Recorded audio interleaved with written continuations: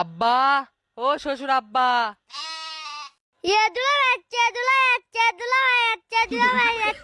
আরে শালা দাঁড়া দাঁড়া, আচ্ছি তো, ধর মিষ্টিলে। আরে জামাই। আব্বা আসসালামু আলাইকুম। ওয়ালাইকুম আসসালাম। ভাই ভালো আছেন? আলহামদুলিল্লাহ ভালো আছি। বাইজিৎ ওটা হামাক দে, তো দুলাভাই লিয়ে যে ওটি বসা। ঠিক আছে ভাই, দুলা ভাই চলেন। চ শালা চ। দেখ তো ভাসতে জামাই কি মিষ্টি লেচ্ছে।